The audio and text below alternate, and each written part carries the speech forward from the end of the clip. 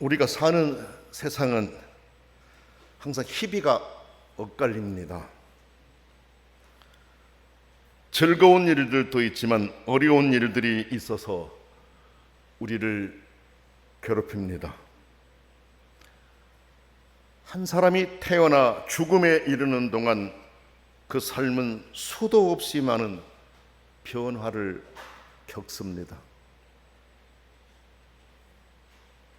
지금 90이 가깝고 또 80대에 계신 분들은 전쟁도 겪었고 남의 나라 치하에서 고생도 해보셨고 보릿고개도 겪으셨고,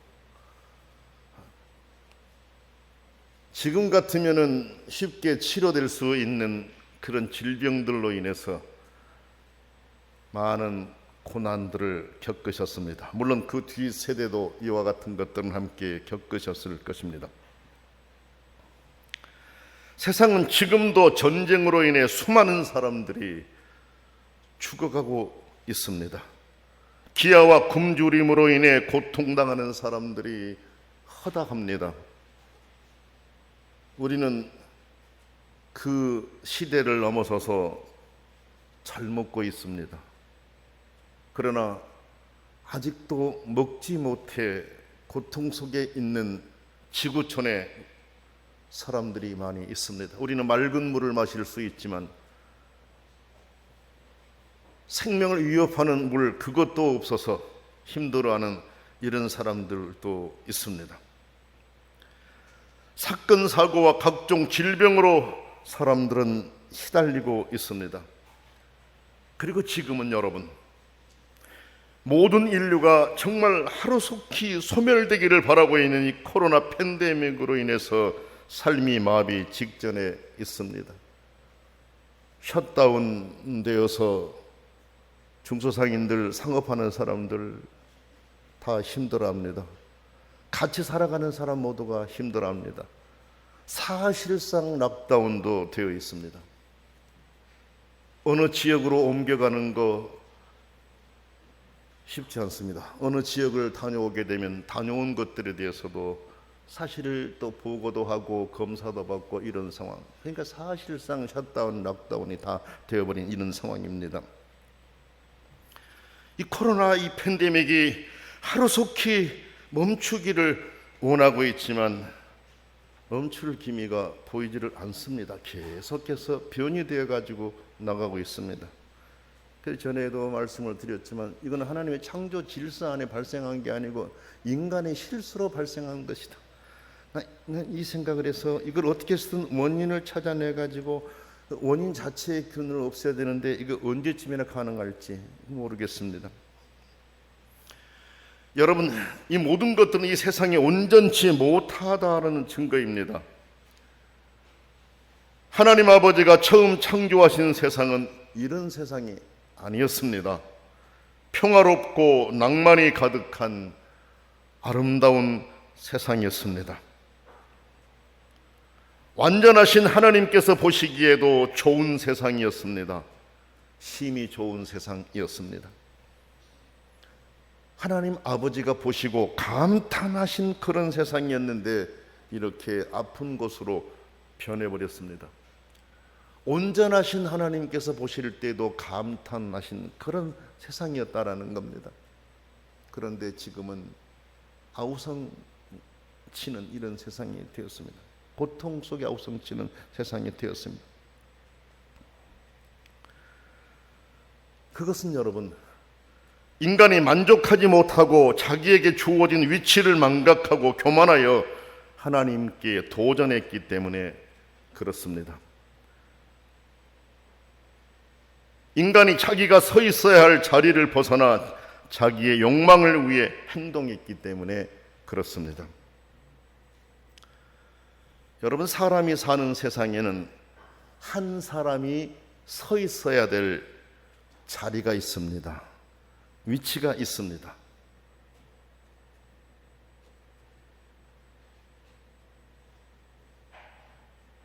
그 자리는 나와 서로의 행복을 위해서 지켜야 하는 자리입니다.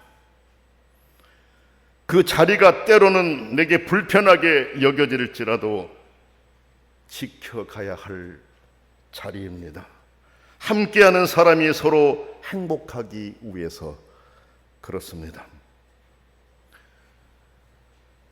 우리가 지켜야 될 그 자리를 내가 불편하기 때문에 내 편익을 위해서, 내 행복을 위해서 그 자리를 박차고 떠나간다면 내가 행복할 것 같지만 시간이 지나면 결코 그것은 자기에게 행복이 아닙니다. 자기도 비극이고 함께하는 사람도 비극이 될 수밖에 없습니다. 하나님께서 처음 인간을 만드실 때에도 그들이 누릴 자유와 그들이 지켜야 할 자리를 정해두셨습니다. 그런데 그들은 자기들에게 주어진 자유에 만족하지 못하고 자기들이 넘어서는 안 될 선을 넘어버렸습니다. 죄를 지었습니다. 그 결과 세상에는 슬픔이 찾아왔습니다. 하나님은 처음 사람들에게 말로 다 할 수 없는 자유와 수많은 것들을 누리며 살게 하셨지만 한 가지, 그것은 자기들에게 유익하지 않기 때문에 금하신 게 있었습니다. 인간에게 유익하지 않기 때문에 하나님이 금하신 것이었습니다. 하나님과 인간 사이를 구별하시기 위한 금령이었습니다. 그런데 그것을 어겨버린 것입니다. 이로 인해 세상은 슬픔에 빠졌습니다. 오늘 말씀은 이런 현실을 고난으로 표현하고 있습니다. 그리고 이 고난을 미래의 희망과 비교하면서 그 영광을 바라보며 지금의 아픔을 인내로 기다릴 것을 권하고 있습니다. 현재만 바라보면 절망할 수밖에 없지만 하나님이 행하실, 하나님이 바꿔가실 미래를 바라보면 힘을 얻습니다. 말씀을 보면 여러분, 세 가지 탄식을 우리에게 말씀하고 있습니다. 첫째는 피조물의 탄식이고, 둘째는 하나님의 자녀들의 탄식이고, 셋째는 성령의 탄식입니다. 점층적인 단계를 통해서 피조물의 탄식, 하나님의 자녀들의 탄식, 성령의 탄식을 우리에게 말씀하고 있습니다.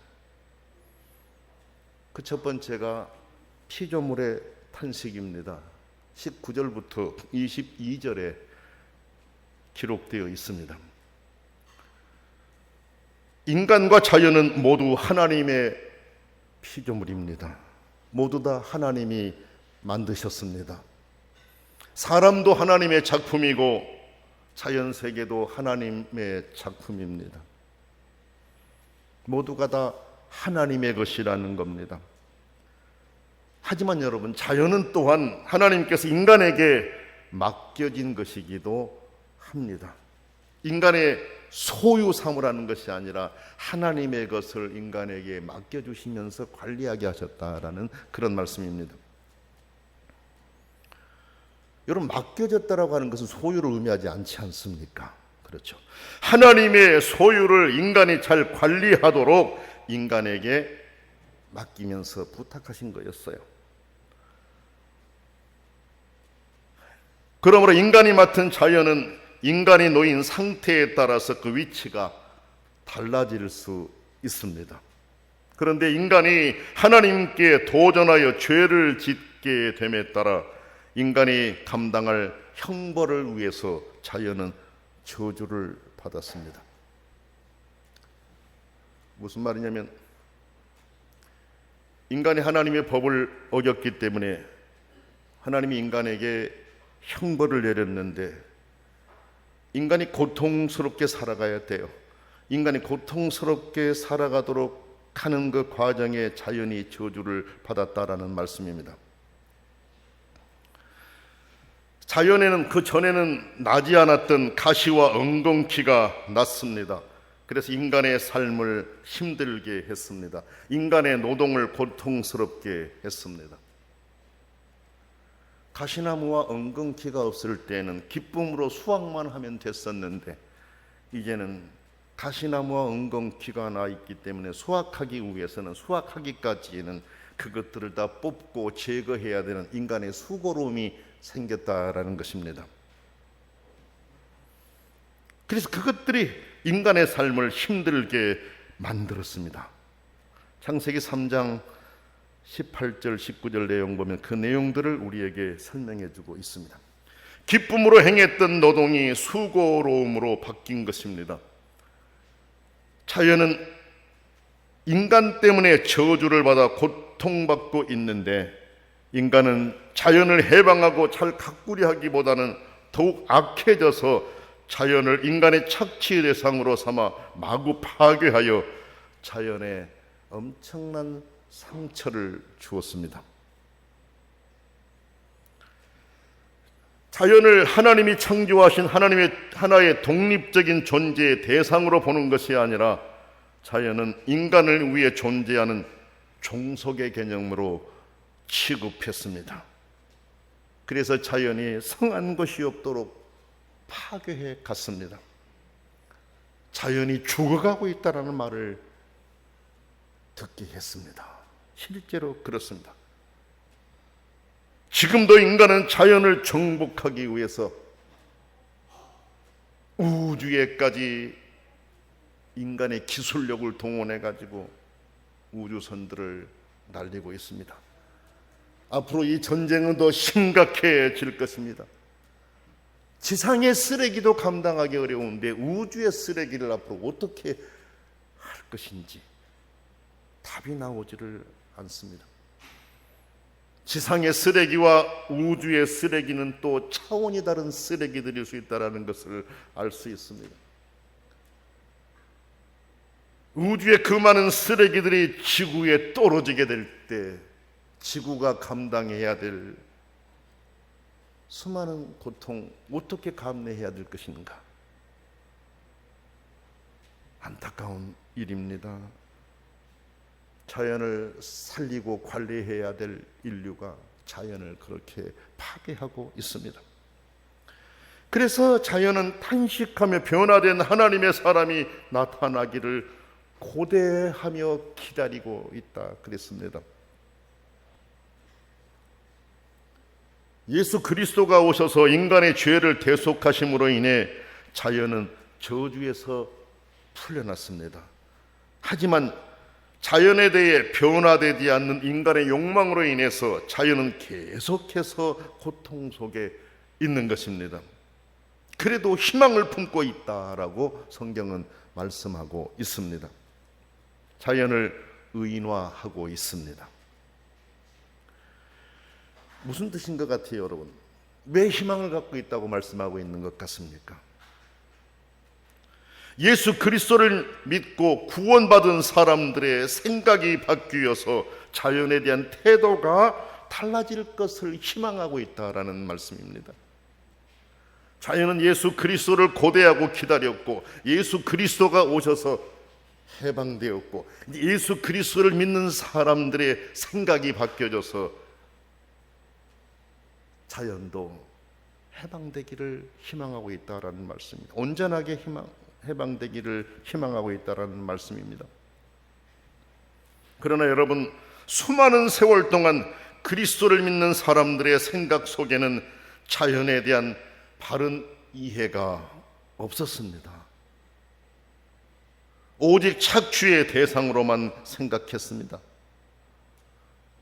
언젠가 여러분에게 말씀을 드린 것처럼 자연 착취가 가장 심각하게 일어난 나라들이 기독교 국가들이었다라는 말씀을 드렸습니다.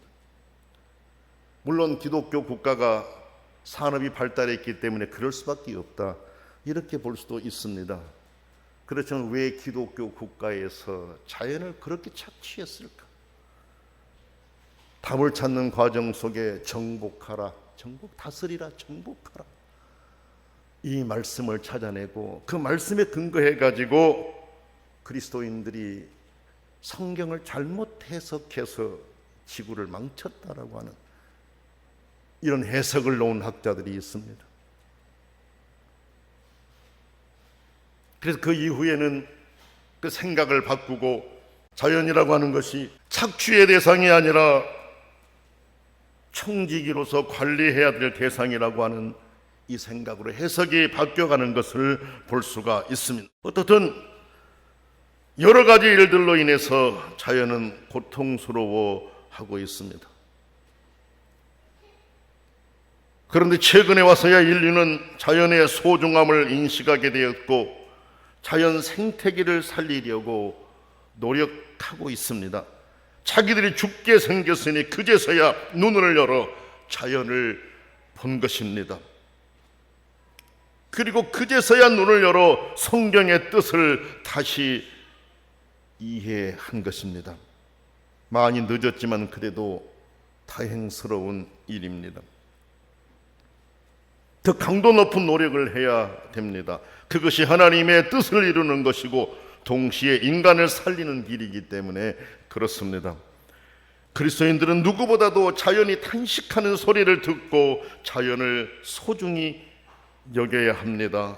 이 세상은 우리가 믿는 하나님이 창조하신 것이고 또 하나님이 사랑하신 곳이기 때문에 그렇습니다. 두 번째는 하나님의 자녀들의 탄식에 대해서 말씀하십니다. 23절로 25절에서 우리에게 말씀하십니다. 오늘 우리는 예수 그리스도를 믿어 구원을 얻었습니다. 그러나 영적으로는 자유함을 누리고 있지만 아직 우리 육체는 제한된 세상에서 벗어나지 못하고 있습니다. 그러므로 우리의 몸도 주님의 핏값으로 풀려나기를 기대하면서 신음하고 있다라는 말씀입니다. 구원을 받은 우리 인간이 영혼만 해방되는 것이 아니라 장차 우리의 몸도 신령한 새 몸을 입고 부활을 희망하고 있다라는 말씀입니다. 여러분, 그래서 우리는 오늘도 우리가 고백했습니다만은 매 주일 예배 때마다 사도신경을 고백하면서 몸이 다시 사는 것을 믿습니다 라고 고백합니다. 우리가 예수 그리스도를 믿어서 영적으로 자유함을 누리지만 우리 육체는 지금 여기에 머물러 있으면서 이 안에 함께 있지 않습니까? 여기에서 벗어나기를 탄식한다라는 그런 말씀입니다. 우리가 죽더라도 몸이 다시 살기를 고백하는 사도신경, 우리 매 주일마다 고백하고 있습니다. 그렇습니다. 우리는 분명 구원을 받아 희망을 품고 있습니다. 그 희망은 이 물질 세계에서 경험할 수 없는 크고 놀라운 일입니다. 하나님께서는 눈에 보이는 것은 희망이 아니라고 하십니다. 보이는 것에 무슨 희망을 걸겠느냐고 반문하십니다. 우리는 보이지 않는 것을 바라고 있으므로 참고 기다립니다. 이 물질 세계에서 가지는 희망만이 아니라 영원한 세계에서 가지게 될 희망이 더 크다라는 말씀입니다. 물론 여러분, 우리는 이 세상에서 사는 동안 믿음 안에서 큰 기대를 간직하고 기도하며 살아갑니다. 그러나 그보다도 우리는 영원한 세계를 바라보면서 참고 기다려야 한다라는 말씀입니다. 이 세상이 지나고 우리에게 주어질 영원한 세계, 그것을 희망하면서 이 세상 안에서 신실한 그리스도인의 삶을 살아야 한다라는 말씀입니다. 그리고 여러분, 이것은 우리만이 아니라 아직 그리스도를 알지 못하는 사람들도 이 사실을 알아 그리스도께로 돌아오기를 기도하며 전해야 합니다. 지금 세계는 잘못된 종교적인 신념으로 인해서 차별화된 세상에서 살고 있는 사람들이 너무나도 많습니다. 차별받고 사는 사람들이 너무나도 많습니다. 폭력을 신의 뜻이라고 생각하며 사람들의 자유를 말살하는 종교 집단들이 있습니다. 여성과 아이들이 인간적인 대우를 받지 못하도록 억압하는 세력과 종교들이 있습니다. 그것이 신의 뜻이라고 생각합니다. 우리는 이런 세상에서 하나님의 뜻이 승리하기를 위해서 기도해야 됩니다. 우리가 누리는 이 자유와 희망이 세계 모든 곳곳의 사람들의 것이 되도록 기도하고 전해야 된다라는 말씀입니다. 우리는 하나님의 영원한 세계에서의 자유를 누릴 수 있는 신앙이 무엇인지를 분명히 알고 예수 그리스도를 바르게 믿음으로 미래의 희망을 간직하고 살아갈 수 있어야 됩니다. 우리가 미래를 던져버리고 여기만을 보며 살아가게 될 때 우리의 삶은 하나님이 원하시는 삶이 될 수 없습니다. 그러나 우리가 미래를 꿈꾸면서 미래를 희망하면서 미래를 바라보면서 하나님이 우리에게 주실 것을 기대하며 살아간다면 이 세상에서의 삶을 보다 더 절제하고 신실하게 하나님의 뜻에 합당한 삶을 살아가려고 몸부림치게 될 것입니다. 여러분, 성경을 처음부터 끝까지 한번 쭉 읽어 내려가 보세요. 보편타당한 진리들 그 어느 것 하나, 물론 하나님의 영원한 말씀이기 때문에 그렇습니다마는 그 어느 것 하나가 소중하지 않다라고 여길 수 있는 게 있는가? 없습니다. 모두가 다 정말 이 세상에 살아가는 그리스도인들 뿐만 아니라 모든 사람들이 지키고 따라가야 될 내용들이 그 안에 다 기록되어 있지 않습니까? 하나님이 그런 분이시기 때문에 그래요. 죄를 지은 것에 대해서는 우리에게 지적해 주시면서 그것은 따라가지 말라고 가르치고, 하나님의 선하신 일들을 말씀하시면 그 길을 따라가라고 가르치고, 잘못된 것은 고치게 하시고 건강하게 살아가도록 하는 이 내용들이 성경 안에 다 기록되어 있지 않습니까? 그 성경은 사람이 살아가는 삶의 모든 내용들에 대해서 다 기록하고 있어요. 다 기록. 그걸 통해서 고칠 것은 고치고 배울 것은 배우고 새롭게 할 것은 새롭게 하고 살아가도록 하려는 하나님의 뜻이라는 것입니다. 우리는 이 세상에 살고 있지만 저 영원한 세계를 바라보면서 우리뿐만 아니라 지구상에 함께하는 사람들이 그와 같은 희망을 품을 수 있도록 기도하고 전하면서 살아갈 수 있어야 됩니다. 세 번째 보니까 성령의 탄식에 대해서 우리에게 말씀하고 있습니다. 피조물의 탄식, 하나님의 자녀들의 탄식, 성령의 탄식, 26절 27절에 나와 있습니다. 그리스도인이지만 우리는 어떻게 사는 것이 진정으로 바른 믿음의 삶인지를 잘 분별하지 못하고 세상에서 표류할 때가 많습니다. 믿는 자의 바른 생각과 삶보다는 인간의 욕망을 먼저 생각하며 바른 것을 구하지 못하고 살아갈 때가 있습니다. 이 하나님께서는 하나님의 자녀들이기에 그대로 두지 않으셨습니다. 성령을 보내셨습니다. 예수께서 하신 말씀을 기억나게 하셨습니다. 우리가 버려야 할 것들을 가르치셨습니다. 대신 우리를 위해서 기도해 주십니다. 우리로 하나님의 뜻에 맞는 생활을 찾아가게 하십니다. 여러분 보세요. 믿음 생활하면서 우리가 살아가다가 이건 아닌데 하는 생각이 들 때가 있을 거고, 이렇게 살아가야 하나님이 원하신 것인데 라고 생각할 때가 있을 것입니다. 여러분, 그런 생각들이 내가 가진 생각이라고 하지 마시고 성령께서 나를 위해서 그렇게 기도하시면서 내가 온전하게 살아가기를 원하고 있다라고 하는, 성령이 탄식하시면 나를 위해서 기도하시기에 내 생각이 그렇게 들어와 있다라는 것을 알아야 됩니다. 그러면서 성령이 나에게 주시는 것에 순종하면서 그 뜻대로 살아가려고 해야 됩니다. 그렇잖아요. 성령께서 말할 수 없는 탄식으로 우리를 위해서 기도하시고 하나님의 자녀된 자의 삶을 바르게 가르쳐 주셔서 내가 자꾸 생각나면서 이렇게 살아야 되는데 그래 그건 아닌데 라고 하는 것을 깨우침을 주실 때 우리는 성령의 소리를 빨리 알아듣고 행동하며 실천해야 된다라는 것입니다. 우리는 성령의 인도를 받으려고 해야 됩니다. 우리를 도우러 오신 성령께 복종하는 삶을 살아야 됩니다. 성령의 뜻을 따르기 위해서 기도해야 됩니다. 하나님은 참 자상하신 분이세요. 얼마나 자상하신 아버지신지 몰라요. 우리를 끝까지 책임지시는 분이세요. 그렇죠. 나는 성령님을 보내신 것을 보시면서 우리 아버지 하나님 이렇게도 사랑이 많으시고 자상하신 분이다라는 것을 다시 한번 깨닫게 되었어요.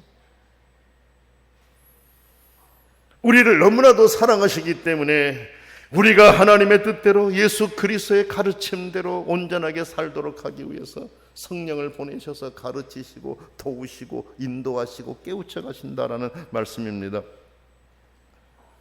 그래서 성령님을 우리에게 보내신 이 사실, 이것을 감사하면서 성령이 탄식하며 우리를 위해서 기도하실 때, 우리가 그 사실을 깨닫게 될 때 우리의 삶이 하나님이 원하시는 모습으로 바뀌어가려고 행동해야 된다는 것입니다. 구원받은 사람도 이 세상에 사는 날 동안은 계속 사람이어서 늘 부족함에 노출됩니다. 실패도 아픔도 있습니다. 그러나 하나님께서는 그 모든 것들을 합력하여 선을 이루실 것이다 라고 말씀하셨어요. 그래서 우리는 참고 기다리면서 하나님이 원하신 뜻이 무엇인지를 더 깊이 생각하고 행동하는 그런 그리스도인의 삶을 살 수 있기를 원합니다. 기도드리겠습니다. 전능하신 아버지 하나님, 자연의 탄식과 구원받은 하나님의 자녀들의 탄식과 성령의 탄식을 우리에게 알려주시니 감사합니다. 하나님의 자녀된 자들이 어떻게 살아가야 될지를 알려주시니 감사드립니다. 존귀하신 아버지 하나님이시여, 자연을 바라보며 하나님이 원하시는 것이 무엇인지 깨닫고 우리가 행동하게 해 주시옵소서. 우리 생각을 고쳐가게 해 주시옵소서. 여기에서만 만족하는 것이 아니라 영원한 세계를 희망하며 이 세상을 살게 하여 주시옵소서. 탄식하시며 우리를 위해 기도하신 성령님을 생각하고 감사하며 성령께서 깨우치시는 내용들에 민감하게 반응하게 하옵소서. 우리의 모든 삶이 합력하여 선을 이루실 하나님을 바라보며 인내하게 하시고 참게 해주시고 이를 통해 기쁨을 누리게 하옵소서. 예수님의 이름으로 간절히 기도드립니다. 아멘.